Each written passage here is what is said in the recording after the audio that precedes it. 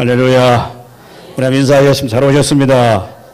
네, 우리 많이 받읍시다. 네. 아마 이 세상을 살아가는 많은 사람들이 한 가지 꼭 원하는 게 있다고 한다면 다 사랑을 받고 싶어 하는 겁니다. 또 사랑을 체험하고 사랑을 경험하고 싶어 하는 겁니다. 왜냐하면 인간은 사랑을 잃어버리면 그게 제일 두려운 거예요. 아무리 많은 걸 갖고 있고 소유하고 있고 성취했다고 하더라도 사람과의 관계에서 느끼는 사랑을 잊어버린다고 하면 모든 걸 다 잊어버리는 겁니다. 가장 행복한 사람이 어떤 사람이냐? 지식이 많거나 재물이 많거나 신분이 상승이 아니라 항상 하는 모든 일들이 우리를 사랑 가운데로 인도해서 진정한 행복을 맛보게 되고 경험하게 되는 겁니다. 우리는 때로는 사랑을 경험하지 못하면 많은 사람들이 다 불행을 경험하게 돼요. 그래서 사람이 인생이 힘들다, 어렵다 그런 말들을 많이 하죠. 아무리 힘들고 어려워도 정말 그 사랑을 경험하고 체험하게 되면 새로운 힘을 얻을 수도 있게 되는 것입니다. 여러분, 이처럼 사랑은 그 대상과 그 관계에 따라서 여러 종류로 나눠볼 수가 있어요. 고대 히라빈들은 사랑을 네 가지로 그렇게 표현을 하게 됩니다.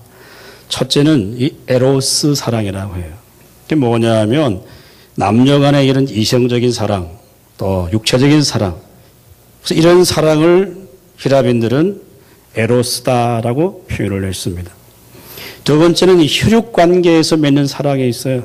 그걸 스트로게라고 하는데, 그래서 가족 간에, 형제 간에 이런 사랑을 경험하고 느끼게 되는 것을 스트로게라고 하는 단어로 바꾸어 쓰기도 했습니다.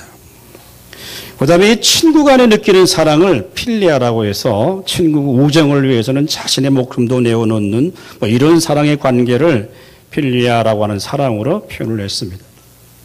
그리고 아가페라고 하는 사랑이 있는데 이것은 바로 신이 피조물을 향한 사랑을 아가페라고 하는 사랑으로 그렇게 표현을 했습니다. 근데 이 아가페 사랑이라고 하는 것은 조건적인 사랑이 아니라 무조건적인 사랑입니다. 그래서 이 아가페 사랑의 대상은 나의 조건이 아니라 나의 존재를 보고 사랑한다고 하는 거예요. 우리가 아가페 사랑이라고 하는 것은 바로 하나님의 사랑이라고 하는 건데, 이 하나님의 사랑은 우리의 대상을, 우리 피조물을 바라볼 때 어떤 조건이 있어서 근거가 있어서 우리를 사랑한 것이 아니라 그 존재 자체를, 하나님의 형상으로 지음받은 인간 그 자체를 하나님이 찾아봐 주시고 무조건적으로 사랑해 주시는 그 사랑을 우리는 아가페 사랑이라고 이렇게 표현하기도 합니다. 여러분, 모든 기독교 신앙의 본질은 어쩌면 두 가지라고 생각합니다. 첫째는 하나님의 사랑이고 바로 믿음이라고 하는 겁니다. 이 사랑과 믿음이 여러분 추상적인 개념이 아니라 인격과 인격의 관계 속에서 이루어지는 거예요. 하나님의 사랑과 이 믿음이라고 하는 단어는 그냥 어떤 추상적인 용어가 아니고 사람과 사람과 하는 관계에, 하나님과 우리 관계에 인격과 인격의 관계 속에서 이루어지는 게 이 하나님의 사랑이에요. 사랑하는 성도 여러분, 오늘 우리가 함께 이 자리에 나오게 된 것도 하나님의 은혜고 주님의 사랑인 줄로 믿을 수 있기를 주님의 이름으로 축원합니다. 그래서 이 사도 바울은 말이죠, 이 하나님의 사랑을 경험하고 난 다음에 하나님의 사랑이 얼마나 크고 놀랍고 신비한가를 설명했어요. 찬양을 했어요. 그래서 끈질기게 하나님이 우리를 놓지 아니하시고 포기하지 않으시고 자기 백성을 향하신 하나님의 사랑. 누가 우리를 하나님의 사랑에서 끊을 수가 있겠느냐라고 하는 그런 찬양과 감사와 기도의 고백을 하게 됩니다. 제가 오늘부터 이 호세아서의 말씀을 여러분과 함께 나누겠습니다. 그래서 이 하나님의 사랑에 대한 질문에 대한 답변이 이 호세아서에 기록이 되어 있어요. 우리는 이 호세아서를 읽으면서 도저히 사랑할 수 없는 사람을 사랑하시는 그 하나님을 만날 수 있기를 주님의 이름으로 축원합니다. 누구든지 한번 사랑했다고 하면 절대 포기하지 않으신 하나님의 열심과 그 하나님의 헌신, 그게 여러분 성경 속에 녹아 있는 거예요. 여러분, 호세아서는 가장 믿었던 아내가에게 배신당하고 어찌할 바 모르는 남편의 눈물이 호세아서에 기록되어 있습니다. 모든 것을 바쳐 사랑했던 그 아내가 불륜을 저지르고 그 불륜 앞에 분노하는 남편을 우리가 만나게 됩니다. 다시는 안 그러겠어요. 잘못했어요. 라고 하면서 그를 용서해 주었던 그 아내가 다시 사랑했던 옛 정부를 찾아갈 것을 바라보면서 그 남편의 아픔과 고통이 호세아서의 이야기입니다. 이 아내가 가출을 또 합니다. 몸을 팔다가 이제 몸은 점점 늙어갑니다. 그래서 그 포주는 그 자신의 아내를 노예로 팔기로 작정합니다. 이 소식을 들었던 남편은 다시 기다렸다는 듯이 세상의 모든 것을 다 팽개친 채 아내를 찾아가서 나는 한 번도 당신을 포기한 적이 없다. 아직도 나는 당신을 사랑한다. 우리 다시 사랑하자고 애원을 하고 있는 한 불쌍한 남편을 만납니다. 여러분, 이게 포기하지 않으시는 여호와 하나님이세요. 그 가난하고 방탕했던 그 아내는 누구냐? 오늘 북이스라엘 백성들입니다. 이것이 오늘 호세아서에서 우리에게 보여주는 처절한 하나님의 사랑. 너무 이스라엘 백성을 사랑해서 그 마음에 분노가 일어나고 있는 하나님의 처절한 사랑이 호세아서에 기록되어 있어요. 우리는 구약의 하나님 그러면 굉장히 막 진노하시고 무서운 하나님, 법을 어기면 책망하시고 심판하시고 이런 하나님 우리가 늘 묘사되고 있지만 여러분, 구약의 하나님은 장차 오실 예수 그리스도 안에서 계시된 그 하나님. 그래서 끊임없이 우리를 사랑하시는 그 하나님의 사랑이 호세아서를 통해서 계시하시고 있고 말씀해 주시고 있는 거예요.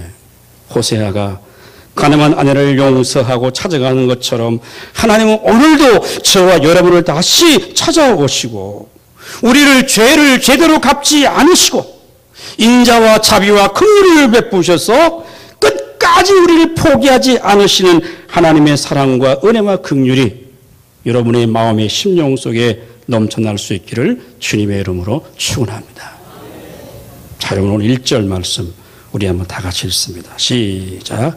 우시야와 요담과 아하스와 히스기야가 이어 유다의 왕이 된 시대, 곧 요아스의 아들 여로보암이 이스라엘 왕이 된 시대에 부엘의 아들 호세에게 임한 여호와의 말씀이라. 아멘. 우리 한번 따라합니다. 절망 속에서 소망을 가지라. 여러분, 호세아라고 하는 이 선지자는 뭐 처음 들어본 분도 계시겠지만 북이스라엘에 활동했던 선지자입니다.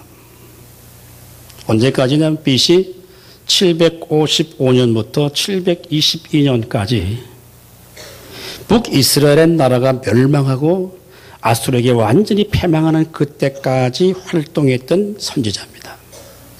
그리고 호세아라고 하는 이름은 여호와께서 구원하셨다라고 하는 이런 의미 있는 이름을 갖고 있어요. 그래서 호세아가 누군지에 대해서는 별로 알려진 바가 없습니다.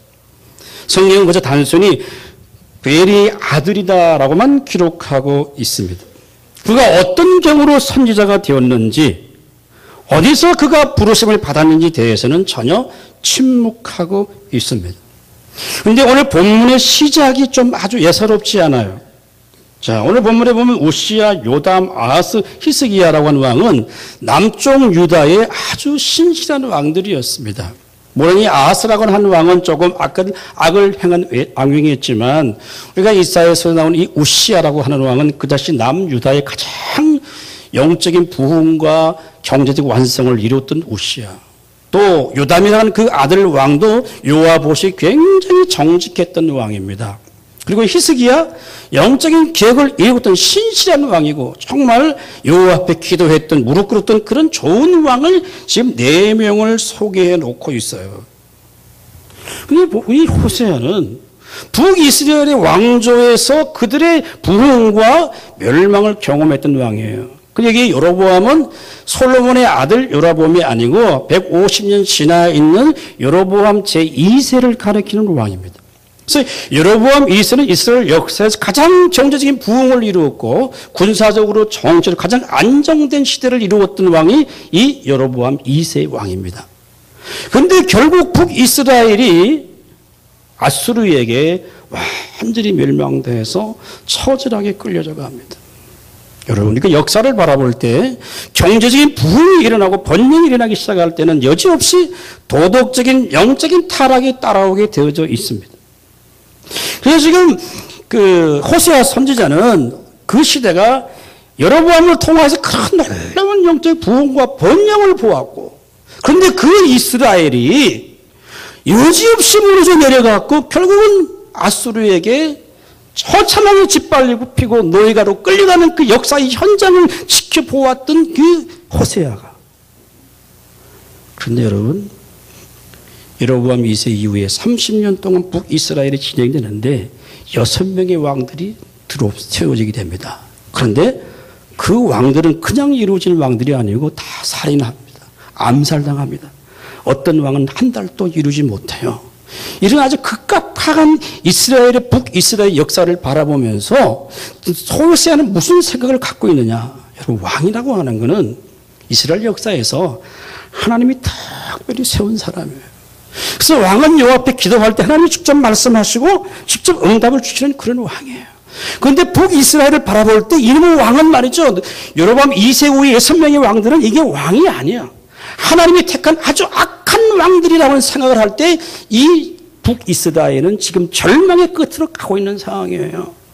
그런데 호세아의 마음속에는 대조적으로 이 남유다, 히스기야 같은 왕이 나타나고 우시야 같은 왕이 나타나고 유다의 후손을 통해 오실 다윗 왕들부터 시작해서 아주, 근데 북이스라엘은 전부 악한, 거의 악한 왕들이었는데 그래도 남유다는 아주 선한 왕들이 태어나요. 그래서 호세아 선지자의 마음속에는 어떤 생각을 갖고 있냐라고 하면, 지금 북이스라엘은 절망의 끝으로 가고 있지만 유다 왕국을 통해서 하나님의 통치가 지속될 것을 믿는 그 마음속에 그래도 한날의 희망을, 소망을 놓지 않고 있는 거예요. 그래서 호세아는 유다 지파를 통해 오실 다윗의 후손을 통해 이루실 하나님의 구원의 사역을 기대하고 있는 마음으로 오늘 이 호세아서를 기록하고 있습니다. 호세아 3장 5절 말씀 우리 읽어보겠습니다. 시작. 그 후에 이스라엘 자손이 돌아와서 그들의 하나님 여호와와 그들의 왕 다윗을 찾고 마지막 날에는 여호와를 경외함으로 여호와와 그의 은총으로 나아가리라. 아멘. 호세아 선지자는 경제적으로 부유했지만, 정치적으로 안정이 되었지만 영적으로 혼탁한 시대 활동했던 선지자입니다. 더구나 불행했던 자신의 결혼생활, 엄연한 여인을 만나서 엄연한 자식을 놓고 살았던 그 사람이 이런 아픔과 고통의 순간 속에서도 이제 북이스라엘이 아수르에 의해서 완전히 멸망당하는 현장을 바라보면서 선지자는 비록 이 비극의 현장과 절망의 순간 속에 있지만 하나님이 이루실 하나님의 구원의 역사를 바라보면서 남쪽 유다 왕들의 이름을 가장 먼저 기록하고 있는 거죠. 사랑하는 여러분, 오늘 우리가 이 성경을 읽으면서 하나님은 우리에게 무엇을 말씀해 주고 있을까요? 지금 북이스라엘이 멸망당하고 아수르로 끌려가는 그런 처절한 상황을 보면, 아, 이것이 역사의 끝이 아니구나. 하나님은 이 상황 속에서도 자기 백성을 반드시 돌리실 그 역사의 마지막 때를 바라보면서 하나님이 이루실 역사를 바라보면서 유다의 왕들의 이름을 기록해 놓고 있는 거죠. 호세아 선지자는 여로보암 2세의 그 최고의 번영과 끝없이 추락하는 멸망을 향해 달려가는 그 절망을 친히 경험했던 그 호세아 선지자는 오늘 우리에게 말씀합니다.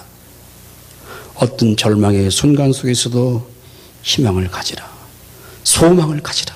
그래서 여호와께 호세아에게 임한 여호와의 말씀이다라고 기록해 놓고 있는 거예요. 사랑하는 여러분, 우리가 이 호세아서를 읽으면서요, 이런 음란과 타락과 절망의 순간 가운데서도 하나님은 우리에게 소망을 주실 줄 믿을 수 있기를 주님의 이름으로 축원합니다.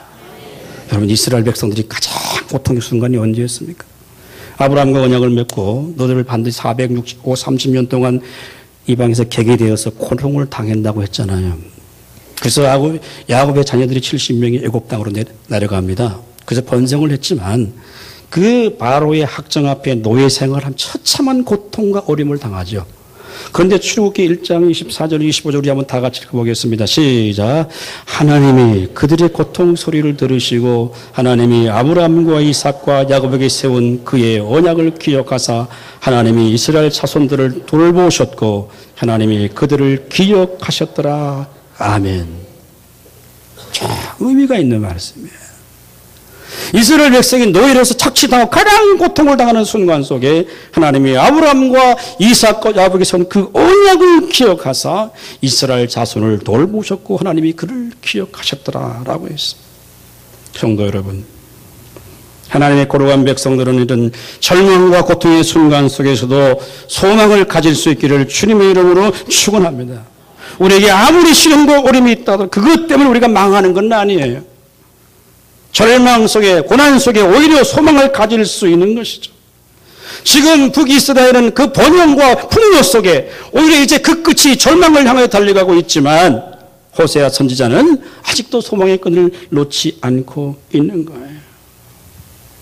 여러분, 사람이 부유해지면, 잘 살면, 요즘 말로 하면 경제적 부가 많아지면 많아질수록 나타나는 현상이 뭐냐?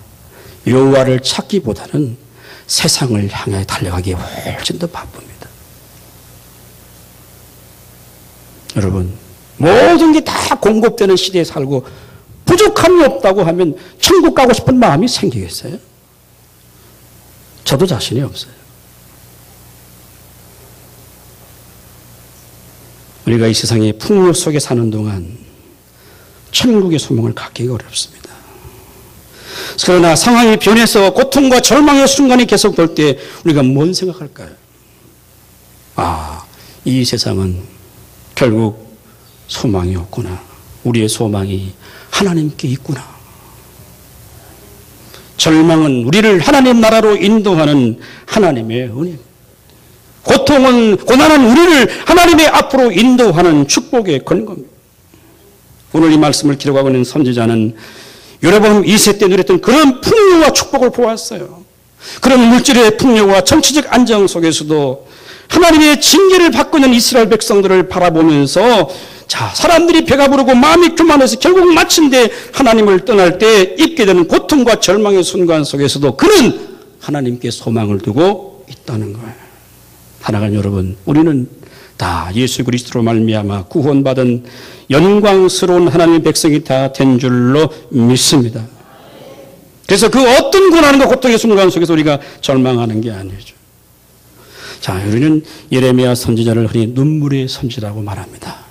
예레미야는 유다의 멸망을 바라보면서 외쳤던 그런 선지자예요. 늘 백성을 선포하지만 백성들은 돌아오지 않아요. 예루살렘 거리를 돌아보아라. 진리와 공의를 행하는 사람이 한 사람만 있어도 내가 이 땅을 멸하지 않겠다. 그래서 선포했던 그 예레미야 애가 3장에 이렇게 고백합니다. 다 같이 읽습니다. 시작. 내 고초와 재난과 곧 쑥과 담즙을 기억하옵소서.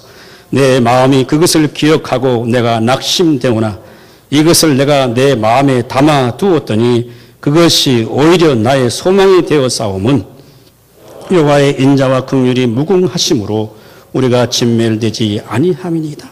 이것들이 아침마다 새로우니 주의 성실하심이 크도소이다. 아멘. 오늘 우리 장로님 기도하셨지만 이 메르스 때문에 온 나라가 한 달 동안 온 난리였잖아요. 두려움, 고통, 절망, 원망, 나라가 왜 되느냐.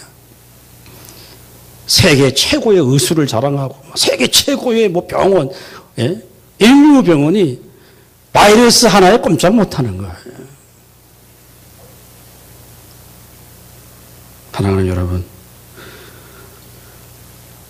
고통과 절망 속에 최고의 가치를 얻는 것이 이 하나님의 법칙입니다. 이번 금요일 날은 우리 교육자들과 함께 제가 원래 처음으로 좀 영화를 보러 갔어요. 영화 제목이 센 안드레이스라고 하는, 그건 무슨 말인가? 우리 한태평양대 이 지진대가 있는데 이 캘리포니아를 중심으로 서 있는 새로운 지진대 이름이에요. 센 안드레이스라고 하는 게. 그래서 9.5의 지진이 발생되었을 때를 가상해서 9.5의 지진이 일어나면은 도시 한 전체가 완전히 폭삭 사라지는 거예요. 그걸 만드는 영화인데 그 주인공은 누구냐 하면 911의 그 헬기를 모는 기장이에요.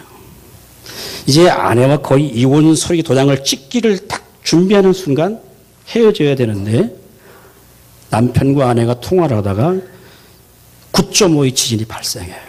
지축이 흔들리고 모든 빌딩이 다 무너져 내리는 절망의 순간. 그런데 그 주인공 존수라고 하는 배우죠. 누굴 찾아가느냐? 자기 외동딸인 브리타니카는 딸을 찾아가요.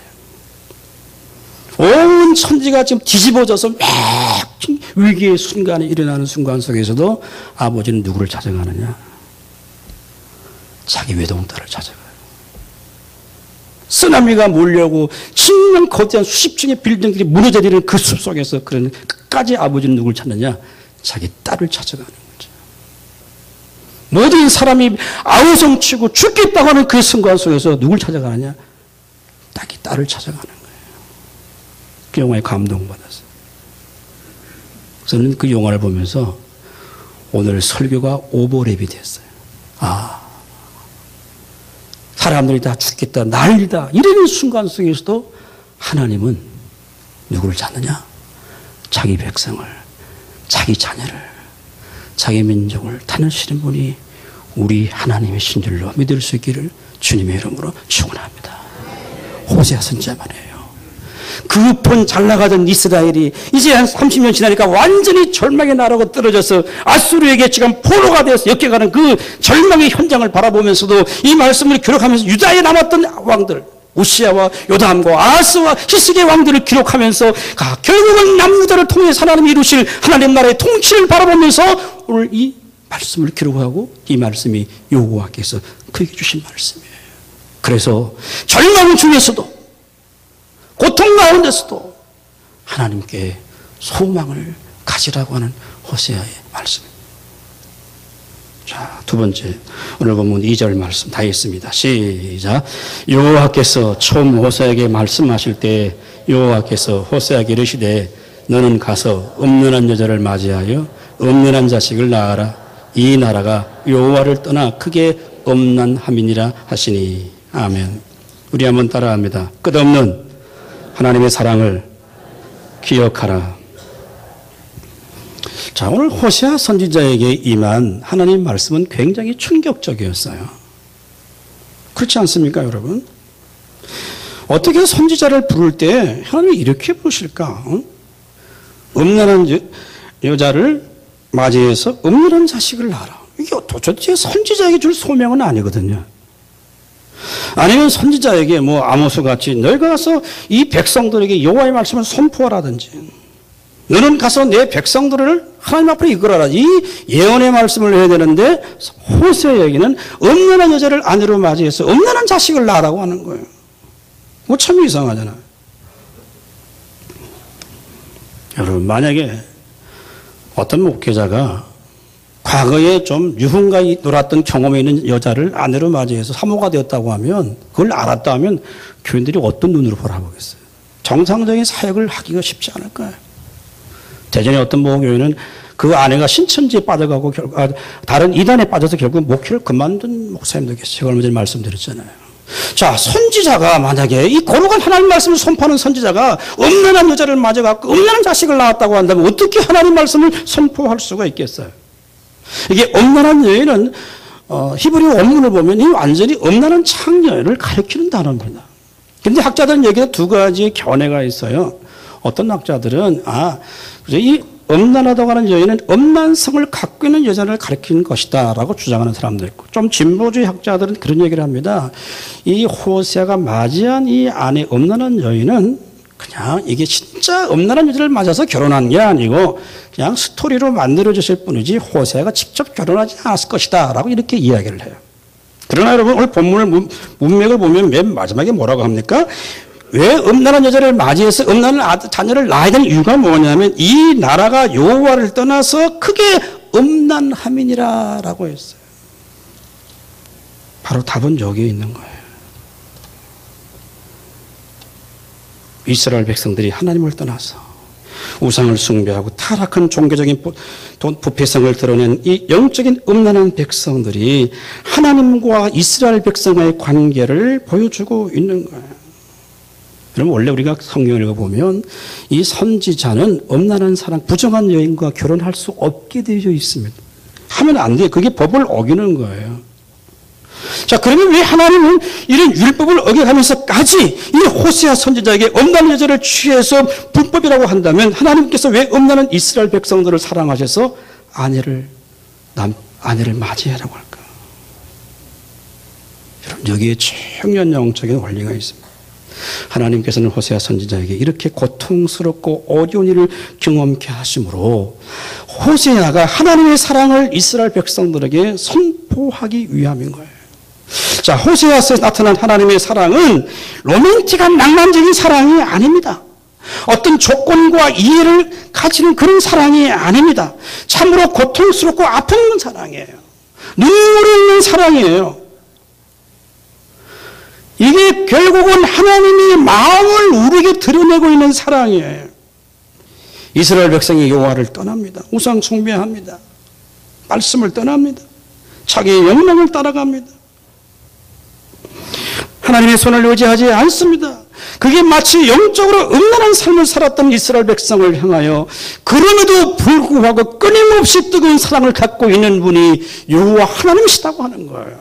그래서 도저히 선지자가 음란한 여인과 결혼할 수 없음에도 불구하고 그 불가능한 현실을 하나님은 뛰어넘어서 호세아를 통하여서 끊임없는 하나님의 사랑이 무엇인가를 선포해 주고 있는 말씀이에요. 여러분, 인간과의 관계의 사랑은 어때요? 내 사랑을 받아주지 않는 사람은 뭐라 그러죠? 나 혼자 못 살겠다, 그러면 죽여버리겠다 그러잖아요. 또 사람과 사람과의 사랑은 그래요. 나는 오래 당신을 사랑하기 때문에 난 당신을 떠나겠다, 뭐 이런 시적인 표현이에요. 그렇지 않습니까, 여러분? 그러나 호세아서에 나타난 하나님의 사랑은 이런 사랑과 비교할 수가 없는 거예요. 그 사랑은 여러분, 후일에 신약에 와서 예수 그리스도를 통하여 십자가를 통해서 우리에게 하나님의 사랑이 나타나는 거예요.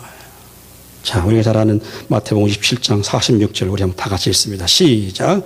제9시쯤에 예수께서 크게 소리질러 이르시되 엘리 엘리 라마 사막다니 하시니 이는 곧 나의 하나님 어찌하여 나를 버리셨나이까 하는 뜻이라. 아멘. 여러분, 예수님께서 마지막 십자가에 달리는 순간 모든 인류의 죄의 짐을 한 몸에 담당하고 주님이 지금 십자가에 달리신 거예요. 이러한 그 주님을 향하여 하나님의 진노가 임하는 거예요. 하나님은 다시의 아들을 십자가에 매어 달아야만이 우리를 구원한 유일한 길이기에 오히려 그 십자가 상에서 하나님께 부르짖는 그 예수의 기도에 주님은 하나님은 눈을 돌리시는 거예요. 그래야만이 우리를 구원하는 구원의 길이 그 속에 있기 때문에 여러분, 예수는 하나님의 아들이십니다. 십자가에서 내려오실 수 있는 분이에요. 다시 올라갈 수도 있는 분이에요. 수많은 군중의 초리와 조롱 속에서도 그 십자가에서 내려오지 않으십니다. 그 길만이 우리를 구원하기 위한 유일한 길이시기 때문에. 그러므로 예수께서 십자가에 매어 달리시는 것은 저와 여러분들을 향하신 끊임없는 사랑이 그 십자가 속에 놓아 있는 일로 믿을 수 있기를 주님의 이름으로 축원합니다. 그래서 우리가 그 십자가를 바라볼 때마다 우리 인간의 죄가 얼마나 큰 것인가를 날마다 생각하지, 이 십자가 낭만적인 십자가가 아니에요. 그냥 목에 달고 다니는 액세서리 십자가가 아닙니다. 그 십자가를 바라볼 때 주님 하나님의 끊임없는 사랑이 그 십자가 속에 담겨 있는 거예요. 21세기 최고의 복음주의 신학자라고 말하는 알리스 맥그레이스라고 하는 사람이 쓴 책 가운데 십자가를 자랑하라고 하는 책이, 돌아가라고 하는 책이 있어요. 그래서 그는 이렇게 얘기합니다. 하나님은 사랑이시다라는 것을 주장할 때 그 사랑이 어떤 사랑인가를 반드시 알아야 하는데 이는 그리스도의 십자가를 통해서만 전달된다라고 했습니다. 여러분, 십자가는 이론이 아닙니다. 십자가는 교리가 아니에요. 우리의 삶이 현장 직접 경험하고 체험하고 그 십자가를 통과해야만이 주의 사랑이 무엇인가를 경험하고 체험할 수가 있는 거예요. 여러분, 기독교의 복음은 추상적이거나 허술한 그런 이론이 아닙니다. 십자가를 통해서 증명될 수 있는 것이죠. 오늘 하나님께서 우리를 사랑한다고 하는 것은 듣기 좋은 말장난이 아닙니다, 여러분.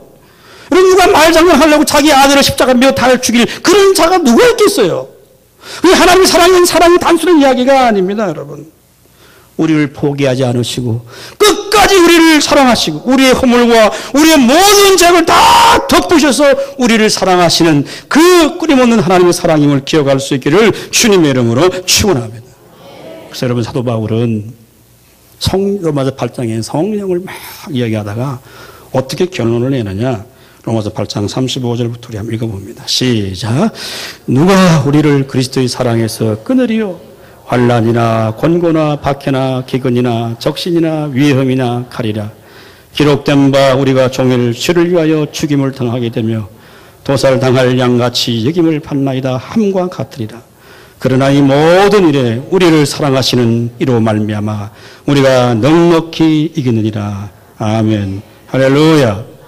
우리가 연약하고 부족하고 실패하고 또 넘어지고, 그리고 하나님의 사랑은 영원한 사랑은 변하지 않는 것이죠.